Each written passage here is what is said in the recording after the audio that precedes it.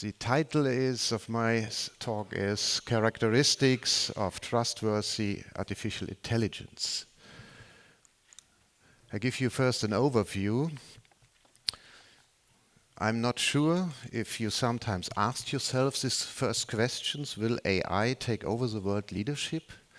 You will see that's not my impression up today, but it is a question we hear more often. And could we use AI for occupational safety and health? And is machine learning, which is machine learning with neural networks, the right application for using AI in occupational safety and health? And then I come to the main topic of my talk, trustworthy AI as a chance. I give you 8 aspects of trustworthy AI. And at the end, I give you 3 examples where we use AI in our work at my institute in Germany. So let me begin with a short interview. Jeffrey, thanks so much for joining us. So you left your job with Google in part because you say you want to focus solely on your concerns about AI. You've spoken out saying that AI could manipulate or possibly figure out a way to kill humans. How could it kill humans? Well, eventually, if it gets to be much smarter than us, it'll be very good at manipulation because it will have learned that from us. And there are very few examples of a more intelligent thing being controlled by a less intelligent thing. And it knows how to program, so it'll figure out ways of getting around restrictions we put on it. It'll figure out ways of manipulating people to do what it wants. So what do we do? Do we just need to pull the plug on it right now? Do we need to put in far more restrictions and backstops on this? How do we solve this problem? It's not clear to me that we can solve this problem. I believe we should put a big effort into thinking about ways to solve the problem. I don't have a solution at present. I just want people to be aware that this is a really serious problem and we need to be thinking about it very hard. I don't think we can stop the progress. I didn't sign the petition saying we should stop working on AI because if people in America stopped, people in China wouldn't. It's very hard to verify whether people are doing it. So that is Geoffrey Hinton. He was at Google and he left Google at the end of April this year, and the interview was on the 3rd of May this year. He is talking of strong AI, strong artificial intelligence, which we do not have today. We have weak AI, and I will come to my presentation and show you that we have a weak AI and not a strong AI.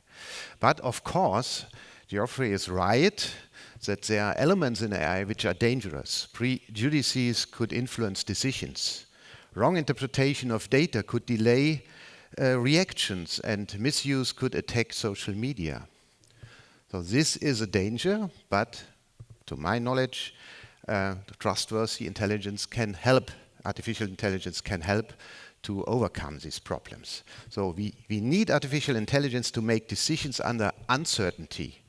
Alternatively, it's about systems being able to learn, to adapt their behavior, but it's still a tool, and we can shape tools we have.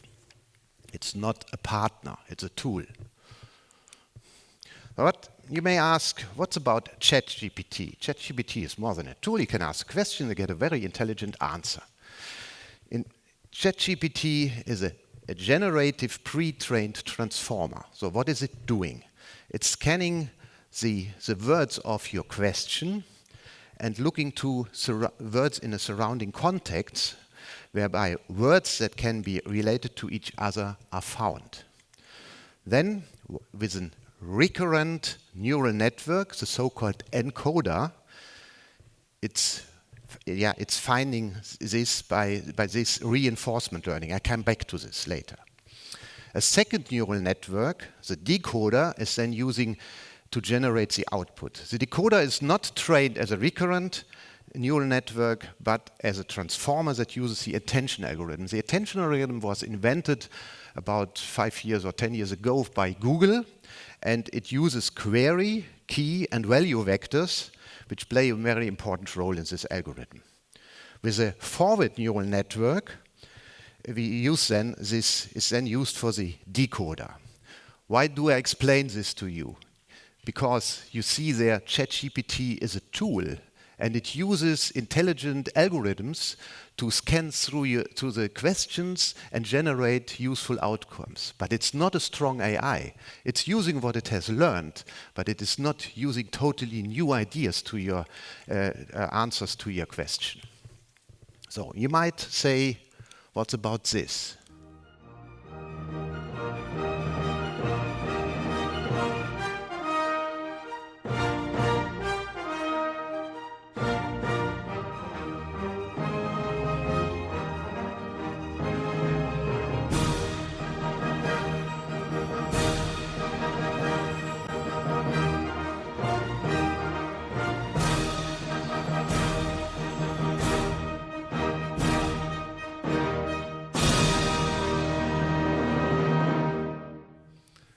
That was the end of Beethoven's 10th Symphony. Did you know that Beethoven wrote 10 symphonies? You may remember he wrote only 9. But he started with the 10th Symphony, and I think he wrote the first and the second movement.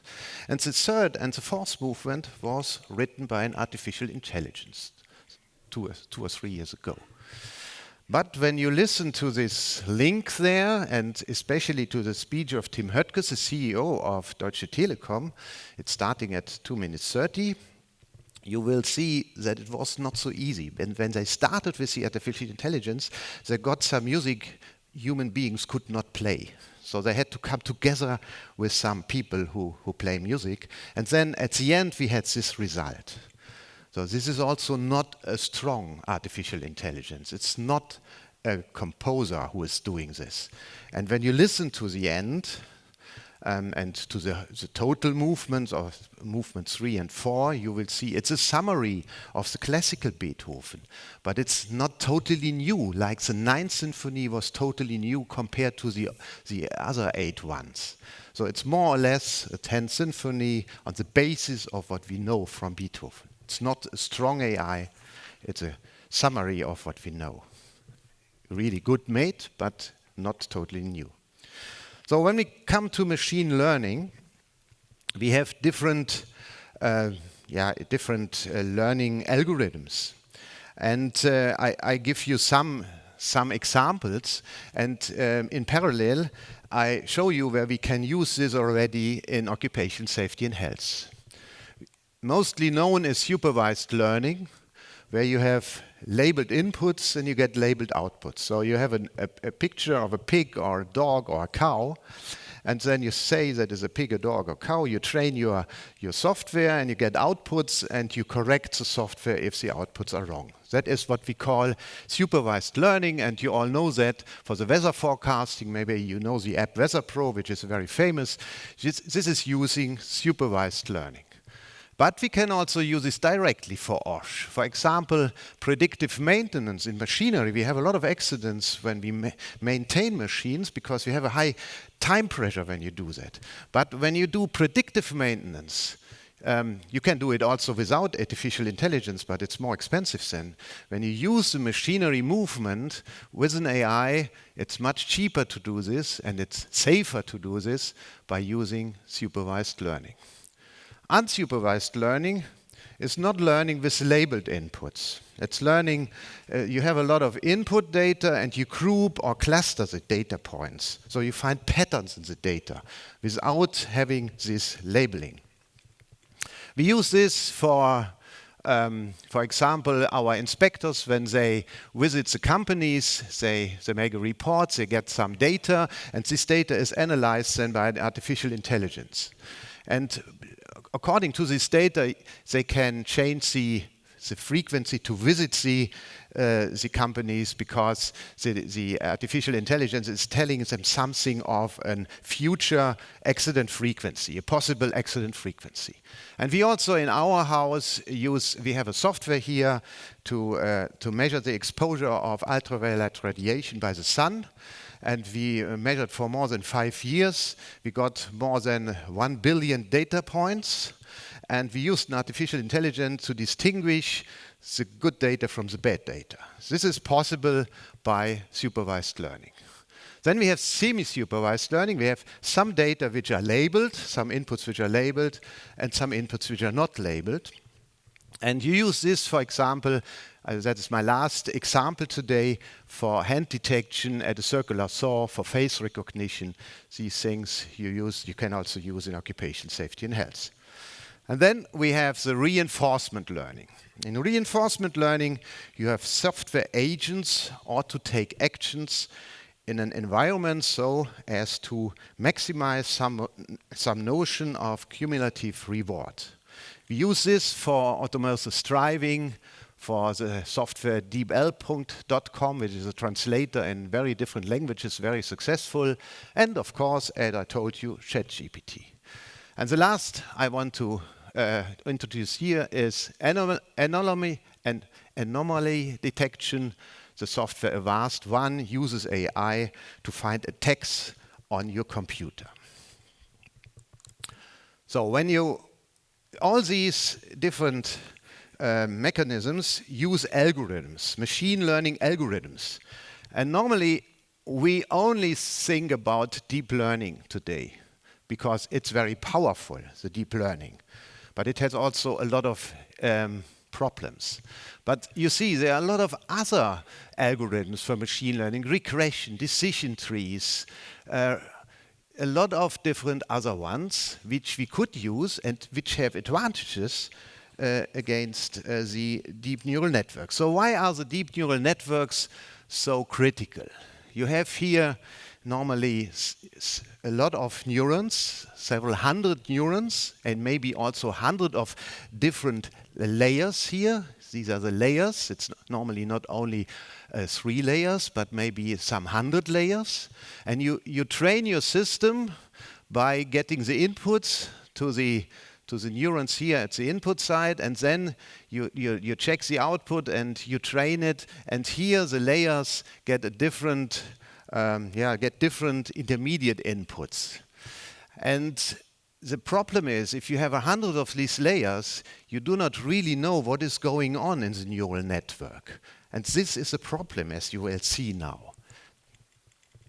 When you have a picture of a pig, like here, and you put only 0.5% of noise to this picture, the artificial intelligence which was trained by these pictures of pigs say this is a picture of an airliner, which this is the picture combined with this noise. And you all will see that's not an airliner, but the artificial intelligence tells you this is an airliner. That is a problem with the neural networks. You do not really know why it comes to such a conclusion.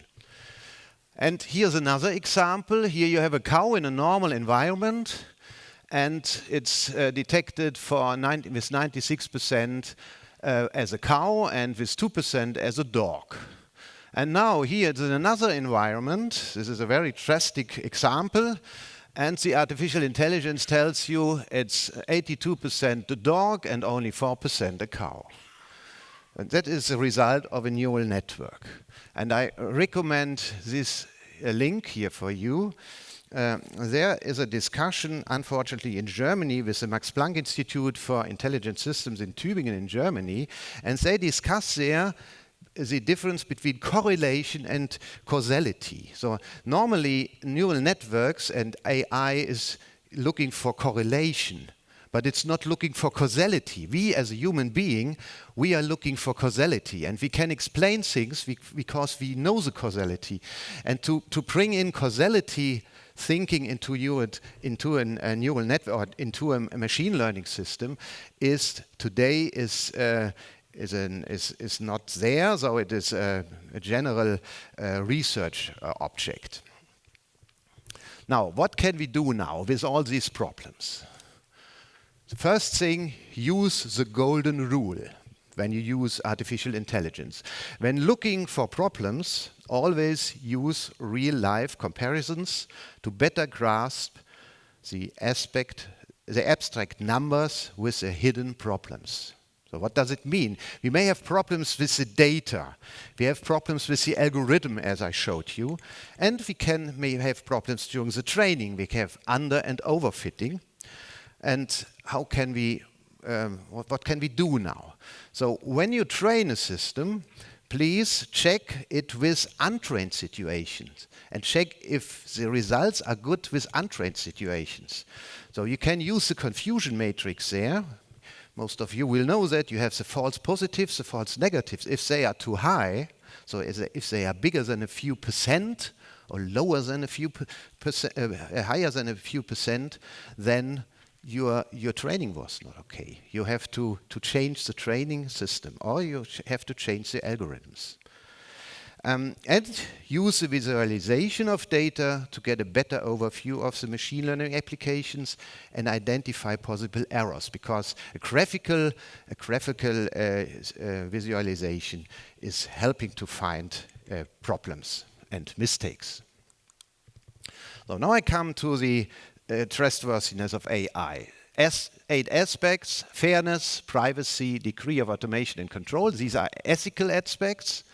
And complexity of the task and usage environment, degree of transparency and explainability, security, system hardware, technological maturity. These are reliability and robustness aspects. Both are important. Beginning with fairness. At the 2nd of May 2023, the Foreign Minister Hoekstra in the Netherlands had to defend the use of a profiling software by AI at the Personal Data Authority. So what did they do? They used problematic digitalization of the issuing of Schengen visas. To go to the Netherlands, you need these 90 days visas. And the algorithm decided if the examination of the application is briefly or intensively of the person who want to come in. And it was trained by on a basis on nationality, gender, age, and some other topics, some other characteristics. And there they used an artificial intelligence, and the data had an historical bias. You can see it here. If you train your system to recruit people, and most men were recruited in the past, women were not, the artificial intelligence will choose also men instead of women when you recruit. And another bias is a data bias. When you train your network with white-colored people, and you see here the men are clearly white, but here's a woman, and she was identified as a man because you have a data bias in the training. So that is the first thing. For fairness, you have to check your data. It's not only for people, it's also for pigs and cows and all this. When you train, you have to check, is the data do you have a bias, an historical or another data bias? Next is privacy. So privacy is ruled by the General Data Protection Regulation in the European Union. And there it is written, you need to do these decisions in a transparent manner. It has to be collected for specified, explicit, and legitimate purposes. It has to be adequate, relevant, and limited to what is necessary. Accurate is meant here. And in Article 15, they are telling you have to inform about the logic involved. You need information about this. And in Article 22, they say if there is a data subject shall have the right not to be subject to a decision based solely on automated processing. So here again, use the golden rule, and when you, as you saw there in the Netherlands, when you use artificial intelligence in connection with the General Data Protection Regulation, look to it, and there's a lot of information here that forbids you to use neural networks, because you cannot explain this when you use a neural network. Now, the degree of automation and control, I use as an example the full autonomy of AI systems. beginning with the assistance system in a car, which is a brake assist or lane keeping assist. The traffic jam assist is the semi-automated automation. You know there's a lane keeping assistant, adaptive end combined with the adaptive speed assistant. You have the distance cruise control for the conditional automation. And for highly automated, you have automatic parking at the side of a road, or for fully automated, automatic parking in a multi-stored car park without a driver. This is already, you can buy this. But what we do not like up to now, and this is only an example, is the full automation when you use it on the streets, that the human is out of the loop. This is only an example. That is our general recommendation. The human should not be out of the loop if you use, up to now, artificial intelligence. Maybe in future we can change this, but we have to be careful now. Complexity of the task and usage of the environment. You see here, this is an example for roads. And we humans, we all already see that are all roads. It's very easy for us, but it's not so easy for an artificial intelligence. So humans should critically accompany learning. What we do not want today is that a system is learning in parallel by using it. So you can learn, but then you have to check at first what you have learned to use it for safety applications. So check the learning algorithm. Then we have the degree of transparency and explainability.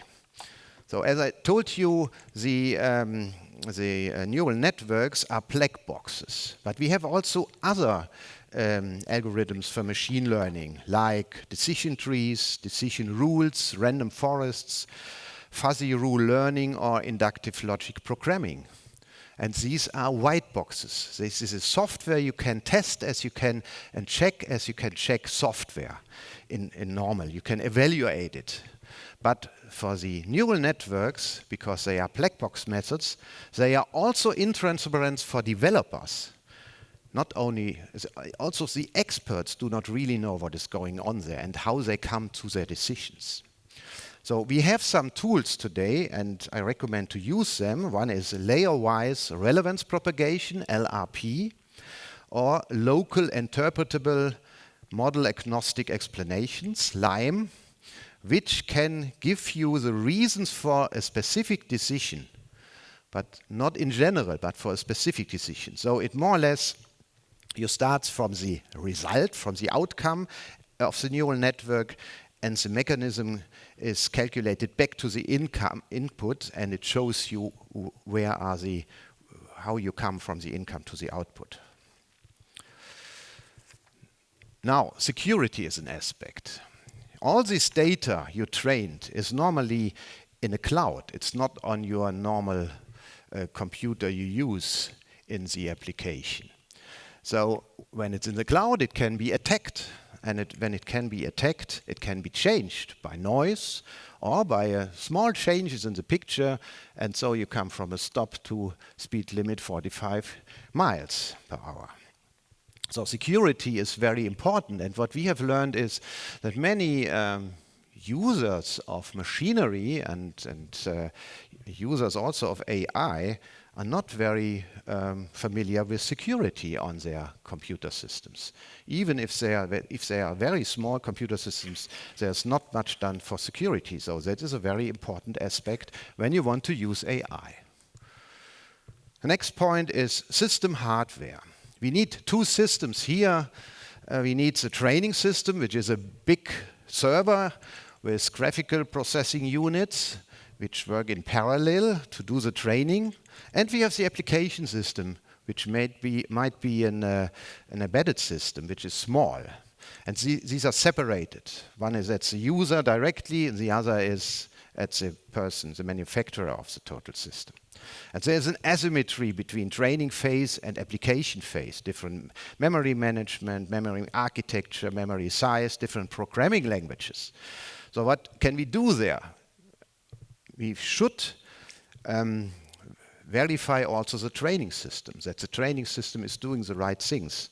And we have a similar problem with software. We have the compilers. The compilers are also at a separate big computer, and we know how to validate compilers because by operational experience. So if you use it for a longer time, you can then, if it's working correctly, you can say, okay, it's experienced by operation and we can use it now.